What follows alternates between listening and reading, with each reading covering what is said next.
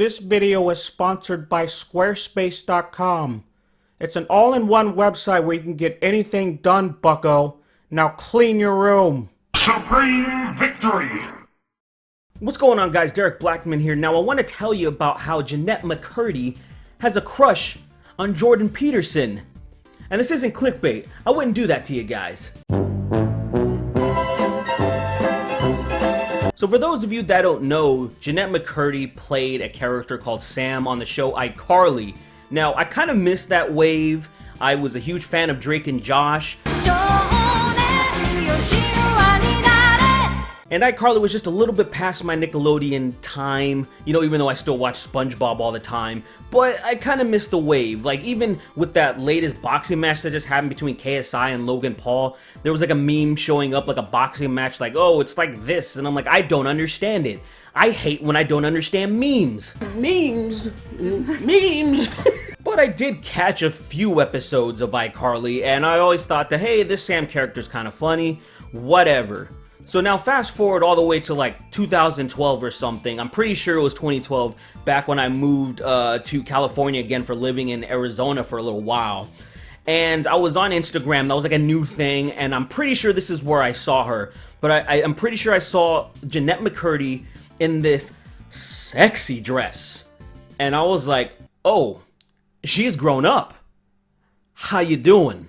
So that pretty much prompted me to start following her on other things. Vine became a thing, you know, where the Logan Pauls and all that crap came from. And yeah, so I was like, she seems pretty chill.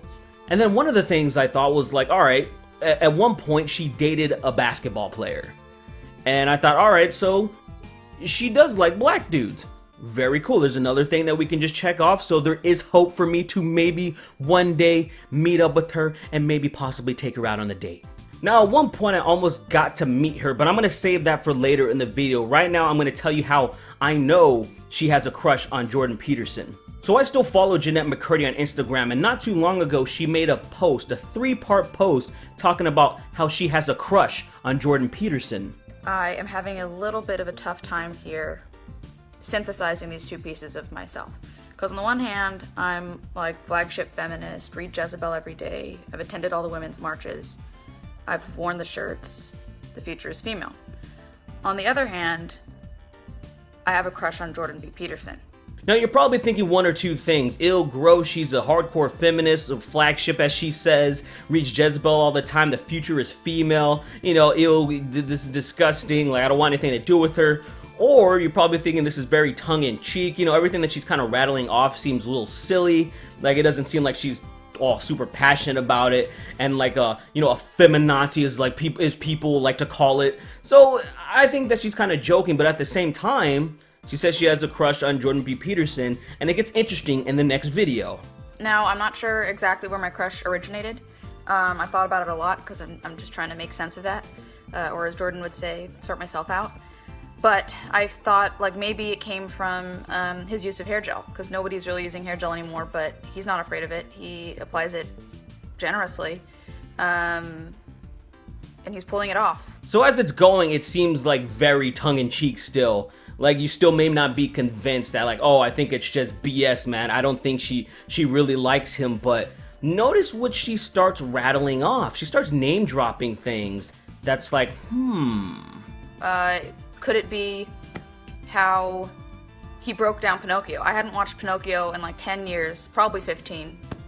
But after I saw his Marionette's Maps of Meaning video on YouTube, I was like, I'm gonna rewatch that movie. So I did, and then I didn't even realize this before, but I did then once I watched it, and I'd heard from Jordan that yes, Pinocchio does become a neurotic victim before being sold to the authoritarian run salt mines. I can see it. I can see it all. It's right in front of me. See, that is a reference that she clearly watched that video. Like, she knows exactly what she's talking about. It's not some one-off joke that she's just like, oh, I have a crush on this guy, I don't like him, I'm gonna just be silly. But it's like, here's one thing, and she keeps going. So anyway, regardless of wherever this crush came from, I thought I gotta get rid of it. I can't be a feminist with a crush on Jordan B. Peterson. So I went through YouTube and watched every video that said Jordan B. Peterson calmly dismantles feminism. And I don't know whether it's a rejection breeds attraction situation here, but the videos made me love him more. That's right, Bucko. Those feminists have nothing on me. And I thought, well, is he really dismantling feminism here, or is he just saying that he believes in equal opportunity and that's as far as it goes?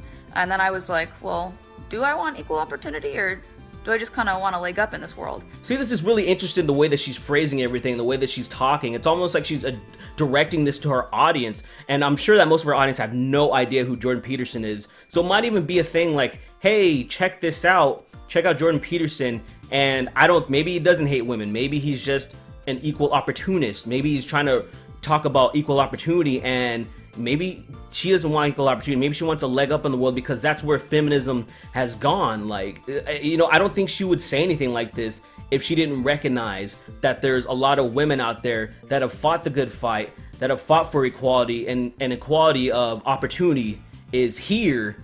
And then it seems like maybe it's more of a leg up, and now it's turning into equality of outcome. So I think she knows this shit, and she keeps going. Then that thought left me, and I went to Barnes & Noble, and I picked up a copy of 12 Rules for Life.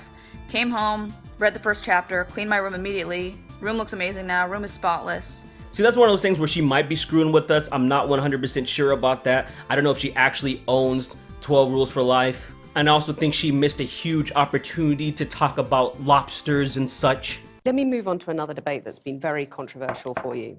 And this is, you got in trouble for refusing to call the lobsters by their preferred personal pronouns. And then I downloaded his self-authoring suite, and I filled it out front to back, in depth. Now that right there is like the smoking gun to me, because you gotta think, how many of you know about Jordan Peterson's self-authoring program? The only reason I know about it is because I had a talk with Jordan Peterson a little bit over a year ago on my channel. And the thing is, he started promoting it, and he started talking about it, and then he hooked my fans up and like, hey, if you guys want to do it, you can get like 10% off or whatever. And so I was like, oh, that's really cool, man. That's really generous of you. So check it out, guys. But other than that, like, I wouldn't have known about it if we didn't have a discussion or a talk about it, because I never caught it in any of his other stuff. So I think she's telling the truth that she probably actually did it. And upon completion, I was like, well, maybe Jordan B. Peterson does hate women, but even if he does, I love him. I love that, man. I love that. Isn't she lovely? I love you. Okay. In my opinion, I think this is her recognizing that Jordan Peterson isn't necessarily the bad guy that a lot of people are portraying him out to be. Sure, there's a lot of things you can disagree with him about, and you can do that with so many people. You can do that with me.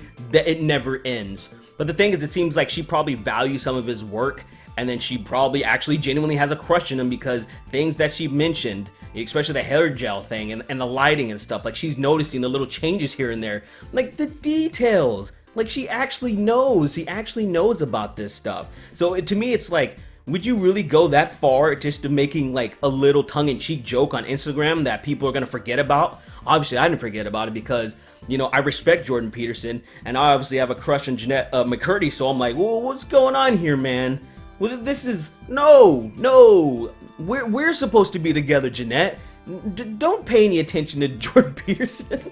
Now, earlier in the video, I said that I almost met Jennette McCurdy, and it was just kind of like a weird coincidence thing that would have been cool. It didn't happen, but it was 4 years ago. I used to work at an RV dealership. I used to be an accountant, if you could believe that. That was a weird job. I'm talking about to the point where, you know, my supervisor, like I don't smoke very often, and I hate edibles, but my supervisor gave me an edible Jolly Rancher, and I thought I was gonna die. Yeah, that's the kind of job that I had. And so there was a mechanic there named Tim, and I don't know how the subject came up, but I told him that, oh, I like Jennette McCurdy or something like that. I don't know how, but he was like, oh, my wife is like really good friends with her. Here's a picture of Jennette holding my daughter. And I'm like, that's insane. That's crazy.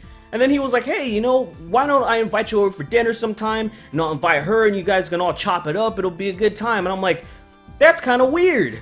Maybe a little bit creepy, but I'm down. Now, unfortunately, before I really followed up on him about that, because, you know, it wasn't like, let's just go right now. It didn't really matter. You know, I thought my chances to even, like, really do anything was slim to none, but it still would have been cool to meet her. But it just didn't happen because he got laid off and I haven't seen him, never exchanged numbers. So I was like, damn, that was my one shot. But now there's still hope because it turns out Jennette likes Jordan Peterson. And I happen to do a pretty awesome Jordan Peterson impression. Clean your goddamn room, bucko, with your... No, I'm Jordan Peterson, I can't die. Jordan Peterson cannot die. Aw. So Jennette, in the very slim chance that you watch this video, why not give this Z-grade E-celeb a chance? We'll go out on a date, we'll chop it up, talk about Jordan Peterson, I'll recite some of his chapters over a nice lobster dinner, and it'll be a wonderful time. What's that? Open up, bucko. Jordan? Open the door. Jordan, is that you? Ow.